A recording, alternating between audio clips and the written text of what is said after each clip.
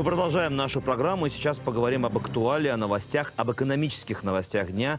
В Израиле острая нехватка пшеницы и дефицит ржи. И Израиль прибегает к помощи наших дружественных соседей, не соседей на самом деле, а просто друзей. Это Азербайджан и Баку. Министр финансов или Министерство финансов обратилось за помощью, чтобы у нас на полках дома был хлеб. Об этом и других новостях мы общаемся с аудитором, финансовым консультантом Юлией Леви. Юлия, здравствуйте. Здравствуйте. Итак, по понятным причинам, очевидным для всех, Украина один из главных поставщиков пшеницы и ржи, да и Россия тоже. Есть сложности сегодня получить. И вот в Израиле прибегают к помощи Азербайджана и Баку. Да. Но на самом деле этот шаг можно было предвидеть, учитывая то, что есть очень большой спрос на эти продукты, особенно после Песаха, когда все, так сказать, пытаются наверстить именно эти продукты. И мы говорили уже о том, что надо будет искать какие-то альтернативы. Теперь, чем ближе эта альтернатива, тем дешевле можно будет привезти те же продукты, поэтому я рада, что есть так сказать, эта инициатива, которая, я надеюсь, закончится какими-то соглашениями. Почему? Потому что одна из, так сказать, опасностей, которые есть на сегодняшний день в связи с короной, которая все еще, так сказать, бушует в некоторых частях мира, в связи с тем, что война между Россией и Украиной, так сказать, дает о себе знать, и волны разных экономических последствий еще будут до нас доходить. Одна из опасностей, которая сейчас, так сказать, грозит нашей экономике, это прежде всего инфляция. То есть тут надо думать о двух вещах. Во-первых, да, как, так сказать, предотвратить какой-то дефицит этих продуктов у нас в магазинах, во-первых. А во-вторых, чтобы эти продукты там не были слишком дорогие. Потому что если мы начнем привозить их с каких-то очень отдаленных частей мира, то, конечно же, это будет отражаться и на цене, которая будет, конечно же, в себе включать транспортацию. Поэтому то, что это близкая страна, и у нас недружественные отношения, которые могут, конечно же, еще укрепиться в других сферах, не только пшеница и ржа, а также и энергия, энергетические какие-то топлива и так далее. В этом случае, конечно же, будет, так сказать, очень хороший результат. Ну, понятно. Ну, мы знаем, что в воскресенье министр финансов Либерман летит в Баку именно для этих соглашений. Но это не как вообще влияет война и ситуация в Украине на экономику вообще других стран? Потому что все-таки есть соглашения, есть желание. Война закончится, Украина скажет, так, вот мы хотим вновь поставлять пшеницу в Израиль. А нет, мы уже с Азербайджаном. Как-то все это немножко... Ну, я не думаю, что это... некорректно. Или в экономике работают только деньги, возможности, преимущества. У вас нет сейчас, возьмем там. Так это работает? Ну, смотрите, экономика, она тоже реагирует на разные, так сказать, на спрос и на разные, так сказать, факторы, которые не всегда денежные. То есть, во-первых, это Израиль... бизнес, скажем так. Ну, это не только бизнес. Почему? Потому что наряду с бизнесом у Израиля есть еще какие-то другие, так сказать, гуманитарные, может быть, интересы, которые, во-первых, выражаются в той поддержке, которую Израиль оказывает Украине на данный момент. Многие другие страны Европы и мира также очень поддерживают Украину. Поэтому я думаю, что если, когда с Божьей помощью Украина вернется на рынок, то, конечно же, страны, да, будут у нее покупать. Вопрос, будет ли ей что продавать. Тут тоже другой вопрос, потому что, учитывая на то, что сейчас никто ничего, так сказать, не делает в плане сельского хозяйства, скорее всего, у нее будет намного меньше продукции. И поэтому, по-любому, надо будет перебежать к каким-то альтернативным путям, покупая эту продукцию у других стран. А в тот момент, когда Украина вернется на рынок, то, опять же, или ее будут, так сказать, будут у нее покупать, чтобы поддержать ее, или просто потому, что захотят как бы немножко снизить вот эту тенденцию зависеть от какой-либо страны. То есть чем больше поставщиков, то значит, что цена будет чуть ниже, то есть можно будет договориться по-другому. И как бы да, в конце концов, мы как Израиль, как покупатель продуктов в этой ситуации, конечно же, от этого можем очень много выиграть. Более того, что когда две страны создают какие-то коммерческие отношения между собой, то тут будет не только пшеница, тут может быть еще другое что-то будет, может быть туризм к нам, от них, к ним, от нас и так далее. Много возможностей есть экономических, это понятно, что нужно использовать все. Ввиду того, что происходит в мире, мы не можем на это закрыть глаза. Давайте поговорим о подорожании цен на товары, которые привозят из-за границы. Об этом, кстати, часто говорили. Нас предупреждали, что сразу после Песаха ожидайте повышения цен. Не только на продукты, но и на те товары, которые приходят из-за границы. Не только из экономической ситуации, а именно ситуации сложной с портом. И в Израиле есть огромная проблема. Десятки, оказывается, не сотни кораблей стоят в очереди ежедневно из-за бюрократии, регуляции.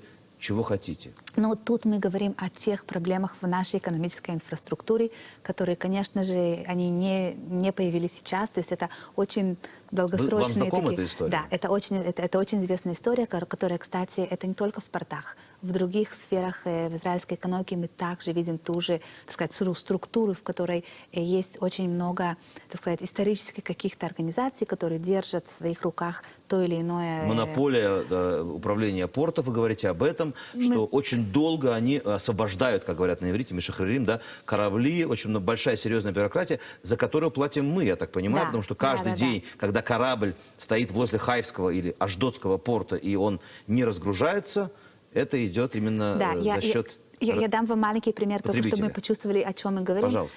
У меня есть фирма, которая занимается тем, что она импортирует разные продукты, и просто для примера продукт, за который она платит, например, 100 шекелей, чтобы его вытащить из порта, ей нужно добавить около 38 шекелей в добавочку. То есть мы говорим о том, что вот этот вот порт, или там все связанные с этим налоги, они добавляют где-то около 40-50% к стоимости того же продукта. То есть как только мы сможем немножко разрядить вот эту вот регуляцию, и как только мы сможем, так сказать, решить вот эту вот проблему неэффективности работы этих это зависит от чего? Или это всегда было? Или что произошло сейчас? Было. Почему об этом говорят? Нам показывают те картины, сотни кораблей стоят, и даже некоторые отчаиваются. Во-первых, тут есть два фактора. Первый фактор — это то, что все те компании, которые связаны с транспортацией продуктов за последние 2 года, они очень выросли, они подняли цену, потому что они могут себе позволить. То есть нехватка продуктов, все, так сказать, в панике. То есть у них была возможность, коронавирус, да,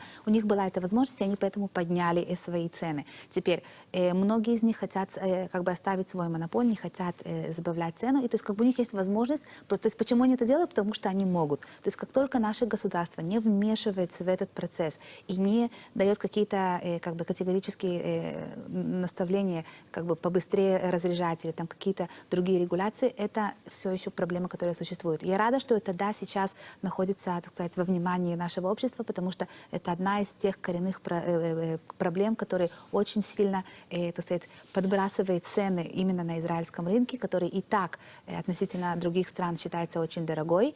И я думаю, что это очень важно заниматься этими делами именно сейчас. Почему? Потому что по всему миру после коронавируса, во-первых, все ожидали, что экономика начнет подниматься. К сожалению, этого не произошло, потому что началась, опять же, та же война между Украиной и Россией. И сейчас получается так, что то есть экономика мировая, она еще не успела, так сказать, поднять голову после коронавируса.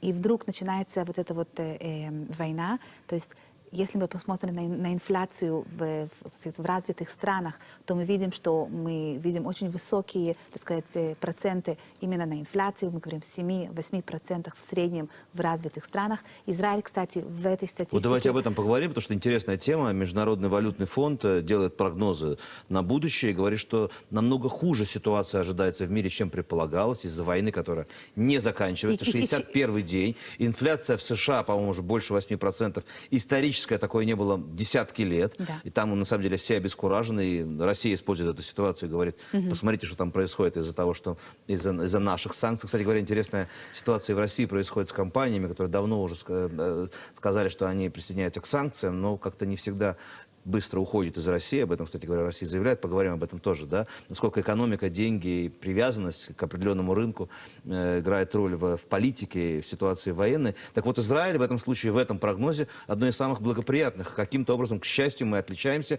Или сильный шекель, или вы скажете, почему. Очень хорошая ситуация. Прогноз для нашей страны благоприятный. Ну, давайте, во-первых, назовем вещи своими именами. Что такое благоприятный прогноз? У нас тоже есть инфляция, к сожалению, но в сравнении с другими странами она не такая высокая. То есть если, как мы говорили, в среднем в развитых странах инфляция стоит около 7-8%. Это из-за того, что мы независимы, мы автономны, или у нас грамотная очень экономика, автономная система банков? От чего это зависит каждый раз, мы понимаем? Мы хотим, нам нравится эта история, нам приятно, но почему? Ну, Давайте скажем так, у нас есть несколько сильных факторов, которые нам помогают, так сказать, справляться с этими трудностями выхода из короны и так далее, но у нас также есть факторы, которые нас немножко ослабляют. Если мы спросим, почему на самом деле израильский шекель, например, очень окреп по отношению к евро и к доллару, то, конечно же, мы говорим о том, что Израиль очень много экспортирует. Мы говорим о технологиях, мы говорим о хай-теке, мы говорим о многих сервисах, которые, кстати, в прошлые года было намного меньше, то есть это тоже какая-то новая тенденция, которая, может быть, даже развилась благодаря коронавирусу. То есть Израиль — это страна, которая экспортирует какие-то определенные вещи, которые очень востребованы на сегодняшний момент. Мы говорим в основном о технологических каких-то экспортах. Это что-то, что очень покрепляет. Что нас, да, ослабляет, это, конечно же, политическая нестабильность. То есть как бы каждый раз, что у нас есть какие-то скажем так, волны, скажем, какие-то волны такие шумные в нашем Кнессете, это всегда как бы очень мешает. Тем не менее, Израиль находится в первой пятерке стран, которые, сказать, от которых ожидают очень большого экономического роста в ближайшие годы, и это, конечно же, да, сильный фактор. Но тут, опять же, важно заявить о том, что, когда мы говорим об экономике Израиля, у нее есть несколько, так сказать, хвостов. Есть очень сильные, как бы, секторы, которые на самом деле цветут, пахнут, развиваются, в них есть очень много, так сказать, инвестиций, то есть это на самом деле секторы, которые очень, так сказать, тянут вперед нашу экономику, и около них есть также секторы, которые очень страдают. Мы говорим о тех людях, которые еще не совсем вошли в эту новую экономику после короны, мы говорим о каких-то слабых населениях, у которых нету технологических навыков, чтобы, так сказать, привязаться к этому сильному сектору, и поэтому тут очень важно подчеркнуть тот момент, что для того, чтобы наша экономика на самом деле правильно росла и, так сказать, очень, скажем так, постоянно росла, нужно, чтобы наше государство и наш, так сказать, может быть, даже бизнес-сектор укреплял не только сам себя, а также и вот эти вот слабые слои населения, которые на самом деле нуждаются в помощи.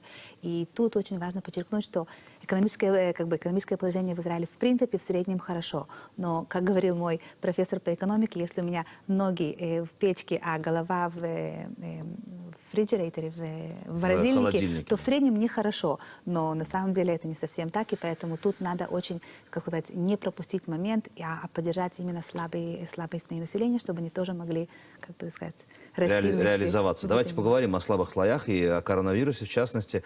Вот те прогнозы очень такие пасмурные, которые делали политологи, демографы, эпидемиологи во время пика коронавируса, они говорили, что из-за серьезных изоляций, карантинов закроются десятки тысяч маленьких бизнесов, он вообще умрет и так далее. Все перешли в онлайн сегодня. Все, мы вернулись и как-то незаметно, то есть очень быстро реабилитировалась израильская экономика, и малый, и средний бизнес, и вообще предприниматели в Израиле вернулись к потребительской активности. Ну, во-первых, мы, да, видим как бы по факту, что это на самом деле происходит. То есть тут, конечно же, несколько факторов, которые это поддержали. Первый это тот фактор, что экономика, она, да, как бы подняла голову, потому что люди живут, потому что людям нужно оплачивать какие-то суды, людям нужно как-то продвигаться. То есть мы, да, видим, что экономика вернулась. Вернулась ли она в той же форме, в которой была раньше? Опять же, есть секторы, которые выросли, есть секторы, которые вымерли, а есть такие, которые все еще, так сказать, себя восстанавливают. Тут, конечно, у каждого своя история.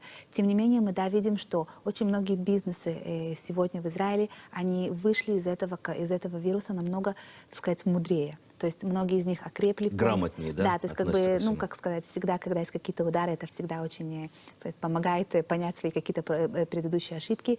Плюс, на самом деле, та помощь, которая была оказана бизнесом во многих случаях очень, так сказать, помогла им.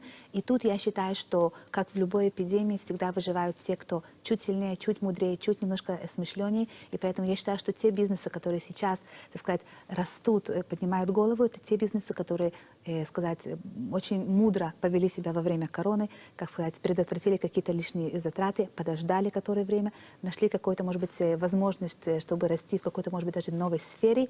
И вот именно эти бизнесы мы видим сейчас впереди. И вы, кстати, делали выводы, я предполагаю, что один из выводов это то, что работник, который терял вдруг бизнес, понимал, что у него нет пособия по безработице, закона пока что еще четкого на эту тему нету. И я так понимаю, что один из выводов, вы как аудитор и финансовый консультант, наверное, советуете людям относиться сегодня правильно, страховать свой свой бизнес, думать о безработице, о чрезвычайных ситуациях. Держать резервы, да. Держать резервы, да, это главный совет Тут, кстати, сегодня. знаете, интересный фактор, который тоже любопытно обсудить, это тот фактор того, что многие, например, даже мои клиенты, то есть как бы бизнесы, они ощущают большую нехватку именно в рабочей силе. То есть, Вот это продолжается, Да, эта то есть история? несмотря на то, что- простых рабочих сегодня нету, никто не вернулся, да, я так понимаю? То есть я практически не слышу о сфере, в которой бы не было, так сказать, проблем в том, что не находят просто рабочих рук. То есть требуется, например, даже если мы помним, сейчас, когда был Песах, очень многие израильтяне вылетели за границу. Многим из них сказали, приезжайте за 4 часа до того, потому что у нас просто нет Работников достаточно в аэропорту работников. не хватает. Не хватает работников в аэропорту, горничных, в ресторанном бизнесе большая нехватка, в каком-то просто, как бы на кадрах там... всё, И, что, связано. как справляется рынок или экономика? Какие советы вы считаете должны делать? Смотрите. Первое, это думали про украинцев, то есть беженцев, репатриантов из Украины и из России. Сегодня, кстати говоря, перевалило за 15 тысяч репатриантов из Украины и из России. В том числе о них речь идет. Или наоборот, что должно произойти. Мы с вами говорили на эту тему, что работодатели вынуждены поднять зарплату, то есть репутация этих простых профессий поднимается. У нас стоит работать уже не за минимум, а за больше. Ну, я бы не сказала, что все идут именно в ту сторону. Напротив, я вижу очень многие бизнесы, которые просто решают какие-то альтернативными путями. Например, те бизнесы, которые очень много работают на английском языке, например, они находят работников на Филиппинах или в каких-то дорогих, то есть, как бы, далеких странах. Оптимизация, так Которые, да, называемая, то есть как бы адаптация. я знаю о многих сферах, в которые просто доходят фирмы за границей, которые дают тот же сервис, или то есть как бы как-то просто попросту обходится. Кстати, эта тенденция началась в начале короны, когда мы видели очень многие бизнесы, которые просто остались там как бы с несколькими Юля, работниками. пока что без горничных никак,